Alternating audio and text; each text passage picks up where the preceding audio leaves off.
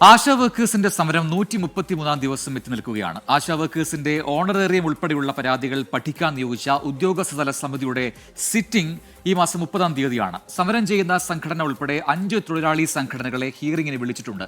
അടുത്ത 3 മാസത്തെ ഓണറേറിയം നൽകാനുള്ള 54 കോടി രൂപ നാഷണൽ ഹെൽത്ത് മിഷന് അനുവദിച്ചു. എന്നാൽ നിരവധി പേർക്ക് 3500 രൂപയാണ് ഓണറേറിയമായി കഴിഞ്ഞ മാസം ലഭിച്ചത്. ഓണറേറിയം ഉൾപ്പെടെയുള്ള ആശാ വർക്കേഴ്സ് ഉന്നയിച്ച പ്രശ്നങ്ങൾ പരിഹരിക്കാനാണ് ധന, തൊഴിൽ, ആരോഗ്യവകുപ്പ് ഉദ്യോഗസ്ഥരെ ഉൾപ്പെടുത്തിക്കൊണ്ട് ഒരു വിദഗ്ധ സമിതിക്ക് രൂപം നൽകിയത്. ഈ വിദഗ്ധ സമിതിയാണ് ഇനി 30 ആശാ വർക്കേഴ്സിനെ കേൾക്കാൻ പോകുന്നത്. ഇതിനിടെ ആരോഗ്യമന്ത്രി നേരിട്ട് നടത്തിയ ചർച്ച പോലും പരാജയപ്പെട്ടിരുന്നു. സെക്രട്ടേറിയറ്റ് സൗത്ത് ബ്ലോക്കിൽ ഈ മാസം 30 ആശാ വർക്കേഴ്സിനെ കേൾക്കാനുള്ള ഹിയറിംഗ് നിശ്ചയിച്ചിട്ടുള്ളത്. സമരം നടത്തുന്നവർക്ക് പുറമെ CITU, INTUC ഉൾപ്പെടെയുള്ള 5 ട്രേഡ് യൂണിയനുകളെയാണ് ഹിയറിംഗിന് ക്ഷണിച്ചിട്ടുള്ളത്. ആശാ വർക്കേഴ്സിന്റെ പ്രശ്നങ്ങൾ പരിഹരിക്കാനാണ് ആരോഗ്യ, തൊഴിൽ, ധനവകുപ്പ് ഉദ്യോഗസ്ഥരുടെ സമിതി രൂപീകരിച്ചത്.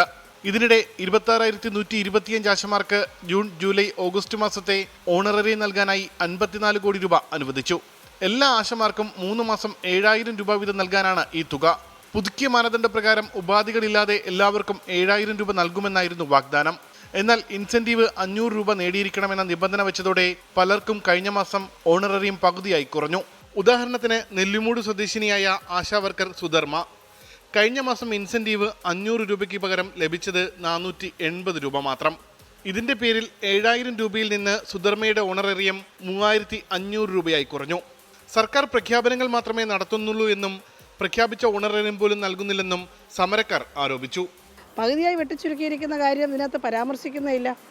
അപ്പോൾ 3500 രൂപ, ഇപ്പോൾ ഇത് ഏപ്രിൽ മാസത്തെ ഓണറേറിയം വന്നതിൻ്റെ റിപ്പോർട്ടാണ്.